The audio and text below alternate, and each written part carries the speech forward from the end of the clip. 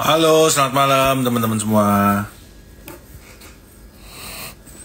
Apa kabar? Seperti biasa, jumpa lagi ya di Trimega Market Talk. Oh, udah lama nih nggak live bareng teman-teman. Seperti biasa teman-teman, kalau ada pertanyaan, monggo. Saya akan coba jawab pertanyaan dari teman-teman. Mau nanya market, mau nanya saham, fundamental, technical, dan anything yang teman-teman penasaran ya, kita coba jawab semua ya. Hari ini ada beberapa hal yang menarik yang bakal kita coba bahas. Mungkin sebenarnya lebih menarik lagi, banyak yang bertanya itu kan soal IPO-nya ADI ya, anak usahanya bukan anak usaha lah, Adaro Andalan Indonesia. Jadi itu kan banyak yang nanya karena kan udah masuk masa book building. Tapi kalau untuk detail PUPS-nya, ya PUPS itu dimana yang skema yang nanti teman-teman kalau punya Adaro itu bisa di-convert menjadi AAI, itu kita kemungkinan baru akan tahu detailnya mungkin sekitar minggu depan ketika prospektusnya itu sudah dirilis teman-teman. Ya di situ kita tahu detailnya, kan ada yang bilang oh ini nanti rasionya 100 lama dapat 23 baru dan lain-lain. Tapi untuk clearnya kita better menunggu nanti prospektusnya itu rilis. Setelah prospektusnya rilis kita akan live ya, kita akan bahas mengenai potensi dari IPO-nya si Adaro Andalan Indonesia, teman-teman. Kalau untuk sekarang mungkin kalau kita mau bahas agak nanggung karena rasionya kita belum tahu, jadwalnya kita cuman baru tahu jadwal IPO-nya itu nanti listing tanggal 5, tapi detailnya seperti apa, antara rasionya, karena yang jadi pertanyaan itu kan itu kalau saya punya XXX Adaro akan mendapatkan hak seberapa banyak untuk menebus Adaro Andalan Indonesianya. Itu kan kita baru bisa jawab setelah nanti prospektusnya dirilis. Nah, jadi better kalau untuk detailnya kita akan bahas di minggu depan mengenai itu, teman-teman. Sebelum kita mulai bahas market ya, jadi kalau kita lihat seminggu lebih ya Donald Trump, sekitar seminggu setelah Donald Trump menang ya, market kita ini kan masih mencatatkan net sell ya dari asingnya. Net sell-nya lumayan lagi teman-teman. Kalau kita lihat semingguan ini net sell-nya kan udah 7T. Net sell terbesar yes of course itu ada di saham big banks ya, kayak dari BRI, BCA, Mandiri. BRI itu net sell-nya paling gede sekitar 2T, BCA 1,7, Bank Mandiri 1,5, BNI itu net sell-nya 500 miliar. Kalau punya Adaro 5 lot dapat ADI 1, ya itu detailnya nanti kita nunggu minggu depan aja. Jadi mau sekarang kita terlalu berspekulasi rasionya berapa, ya kita nanti daripada salah ya, jadi better menunggu detailnya minggu depan setelah prospektusnya rilis. Balik lagi ke asing. Ya jadi asing ini net sell kan karena Donald Trump ini menang, jadi outflow dari emerging market, ditambah lagi stimulus yang dirilis oleh China beberapa hari yang lalu yang di-announce itu kan dirasa kurang greget teman-teman. Jadi kalau China ini stimulusnya nggak greget, ya ekonomi China belum membaik, itu akan berdampak juga ke Indonesia. Kenapa? Karena kita itu ya pasti banyak berpartner dagang itu dengan China, teman-teman. Jadi kalau China ekonominya melambat, ya kita juga akan kena impact-nya. Itu satu hal. Ditambah lagi kalau Donald Trump ini kan kebijakannya itu kan selalu pro atas negaranya lagi, ya. Jadi mau itu kayak nurunin pajak, mau itu ngenain tarif ke China. Jadi menguntungkan untuk Amerikanya, teman-teman. Jadi itu kan membuat market ini outflow dari emerging market ya, investornya terus langsung balik inflow ke Amerika Serikat. Nah, saya mau lihatkan satu grafik yang menarik. Kalau kita lihat dari kemenangan Donald Trump sebelumnya yang tahun 2016, ini kita bisa ngelihat sebenarnya trennya. Saya akan coba kasih lihat ya teman-teman. Ini adalah ketika Donald Trump menang di pemilu 2016, teman-teman. Ini adalah grafiknya IHSG ya. Ini grafiknya IHSG. Sebentar, saya kasih lihat label.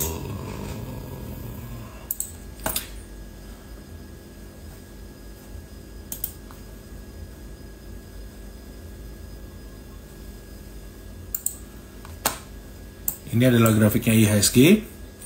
Dimana kalau teman-teman lihat ketika Donald Trump menang, ya seminggu setelah itu market kita IHSG koreksi 8%. Kalau kita lihat pergerakan selama 1 bulan,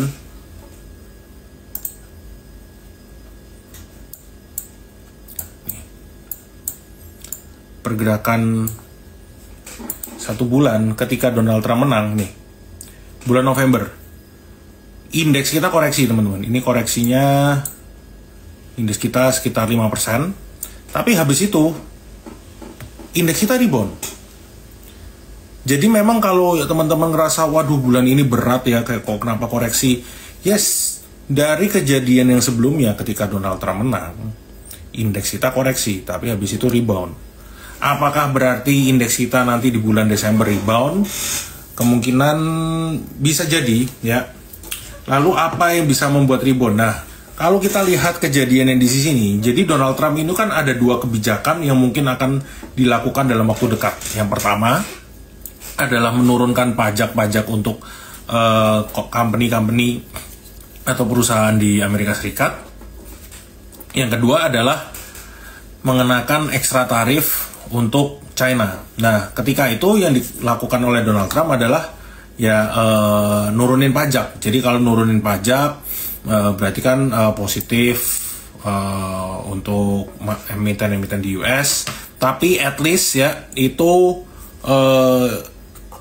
lebih baik daripada langsung naik tarif. Makanya waktu itu diresponnya lebih positif. Ya ini terus rebound sebelum memang akhirnya setelah itu ya koreksi. Kalau nggak salah ini di somewhere around here itu udah mulai ada tarif-tarifan lagi teman-teman. And ini 2018 ini basically ya China udah mulai ke-hit sama tarifnya Donald Trump. Nah jadi kemungkinan market kita bisa aja teman-teman habis koreksi ini nanti 1 bulanan, bisa aja di bulan Desember rebound. Ditambah lagi kalau menjelang akhir tahun secara historis kan market kita itu biasanya juga rebound teman-teman. Ya itu yang bisa kita tunggu. Nah terus yang menjadi pertanyaan, wah kalau gitu IHSG ini gimana nih? Ini kan dari si teknikalnya ya kita lihat.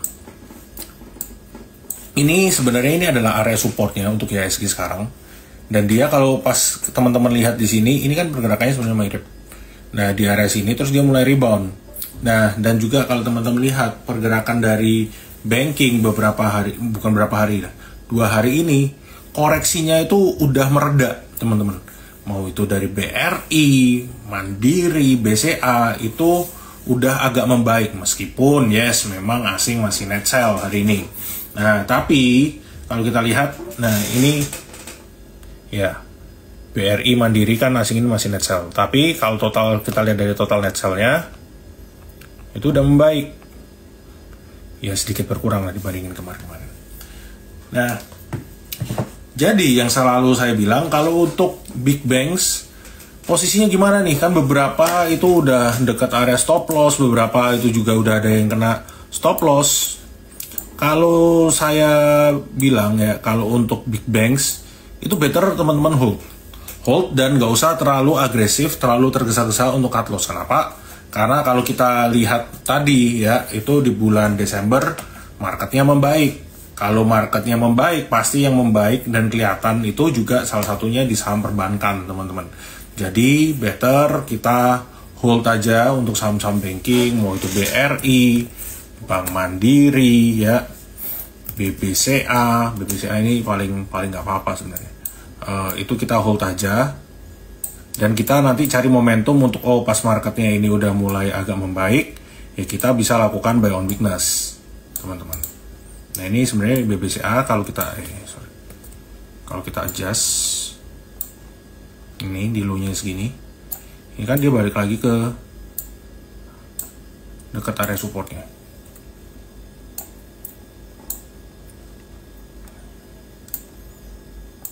Nah ini untuk ya. Ini sebenarnya dekat supportnya. BMRI. Nah BMRI ini kalau kita tarik ke low sebelumnya, nah ini kan sebenarnya juga masih di dekat-dekat situ.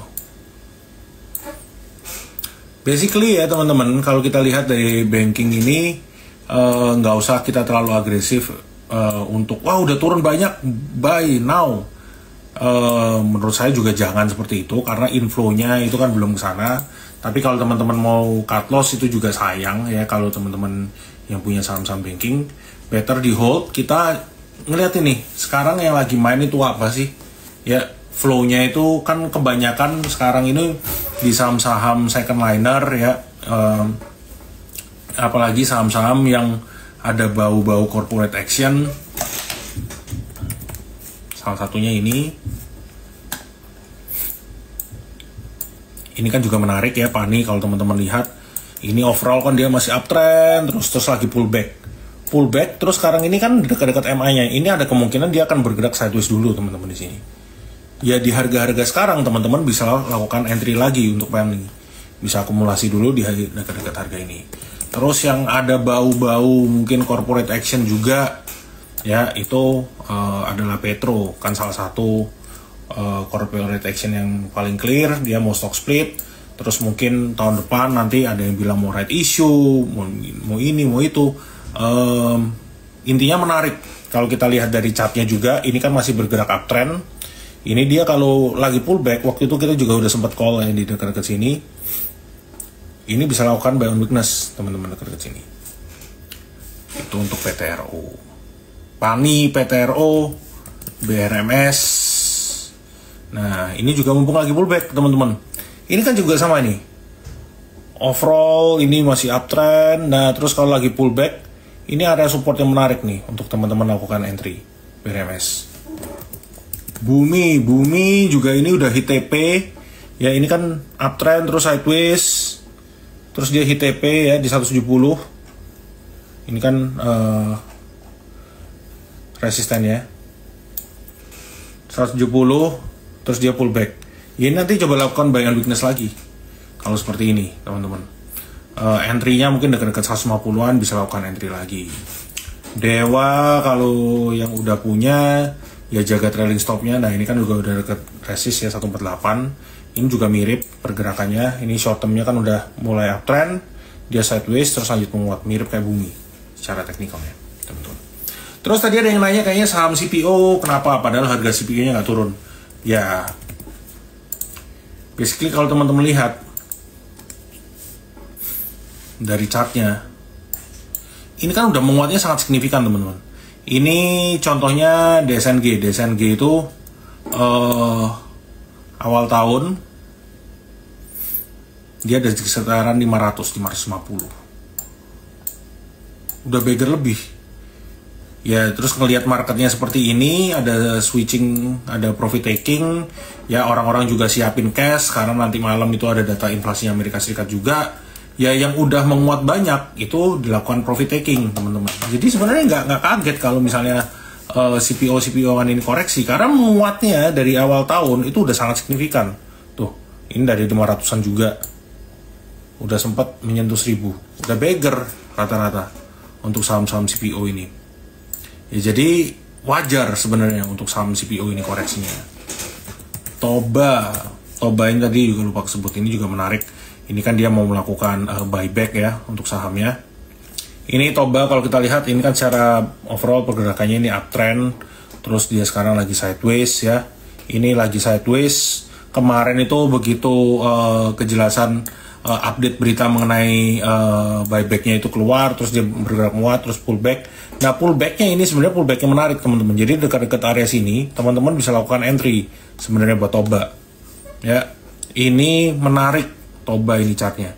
Yang paling menarik itu tadi saya mention ya Toba, BRMS itu bisa buy on weakness, Bumi juga buy on weakness, Pani masih menarik, Petro itu di hold.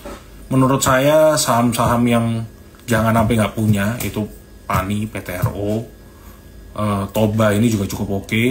Bumi, BRMS itu bisa pilih salah satu. Terus ini juga menarik. PNLF. Nah, kenapa charge-nya hilang?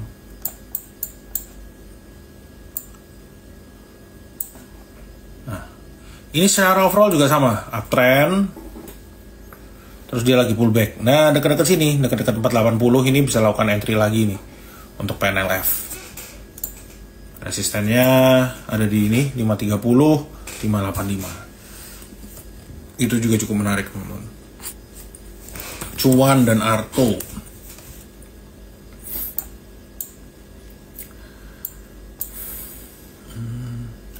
Ini pasti area supportnya sini dia rebound ya.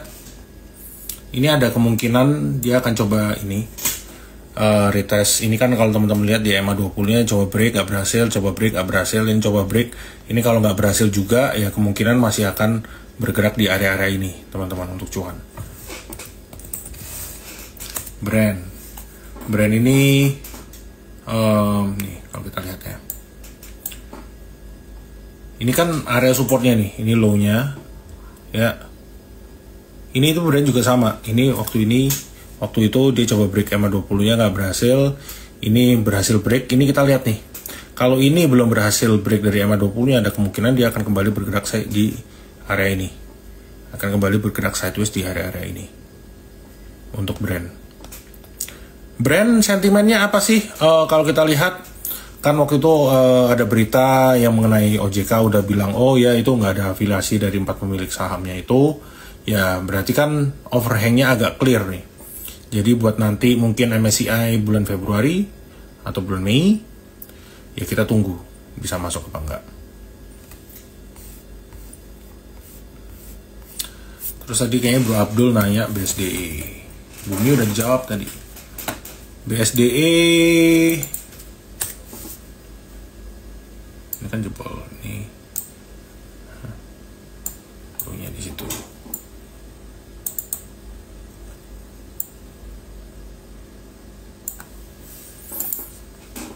Ini di dekat-dekat supportnya ini sebenarnya sekarang. Ya kalau daerah-daerah sini dia bisa rebound. Resisten paling dekatnya di ini. Hanya di sini, which is ini juga di MA-nya. Itu dekat-dekat 1140. Kalau ini break ya ada kemungkinan koreksi lagi. Kalau saya melihatnya marketnya seperti ini, better kita fokus di saham-saham yang ada corporate actionnya atau saham-saham yang lagi uptrend tapi lagi pullback. Kita bisa fokus di sana dulu sebelum nanti begitu koreksinya mereda ya seperti yang saya bilang tadi. IHSG ini kan memang di November setelah pemilihan Donald Trump kayak 2016 ini koreksi, di 2020 terus nanti di bulan Desembernya itu membaik, teman-teman, marketnya. WIRG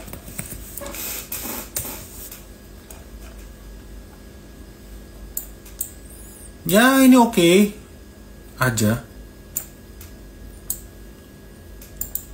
ya. Ini kan ada kemungkinan dia akan bergerak nih. Ini MA20-nya udah mulai flat, MA50-nya udah mulai flat, ada kemungkinan dia akan bergerak sideways dekat-dekat sini nih. TINS. Metal-metalan menurut saya ini masih agak kurang oke ya. Ini kan ada supportnya di sini nih. Ini agak turunin dikit.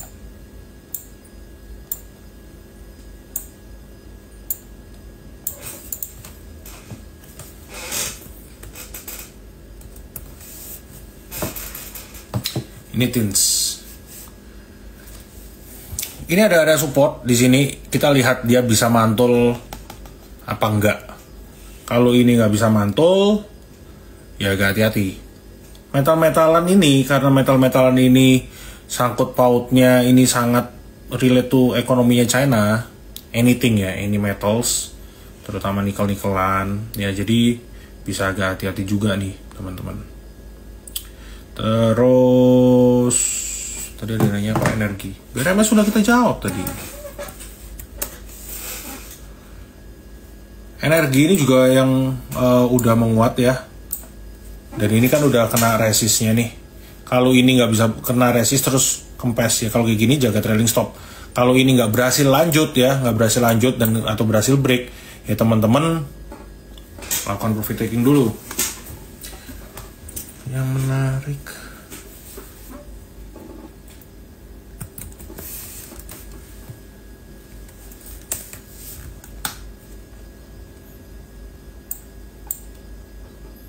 Nah ini juga kemungkinan akan ini kan EMA-nya udah mulai flat semua, kemungkinan akan bergerak sideways.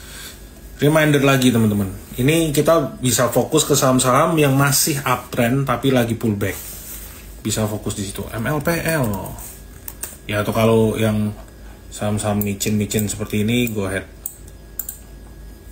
Tapi ya porsinya disesuaikan aja sama teman-temannya.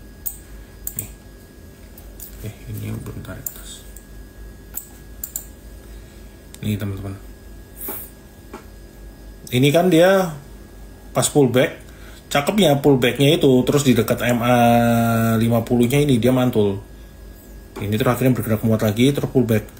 Kalau bisa pullback dekat-dekat area sini, selama nggak jebol ke bawah ini, boleh teman-teman masuk lagi. Resistennya paling dekat di 214 untuk si MLPL. BTPS nggak menarik. Tidak.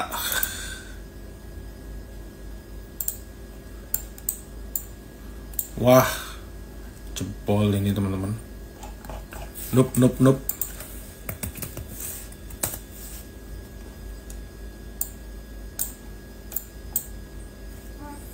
Ini oke lah, ini kan sekarang lagi bergerak dekat area supportnya lagi. Raja, iya ini ketinggalan. Ini cakep nih teman-teman. Ya kalau kita lihat di Raja. Nih. Sama ya, ini dia bergerak menguat, terus ini kan ngebentuk resisten nih. Ini di sini kempes, di sini kempes, mencapai area sini kempes lagi. Ini coba break, ini satu nggak berhasil, dua nggak berhasil. Ini kalau kempes dekat-dekat 1650 1700-an ini bisa lakukan entry lagi teman-teman.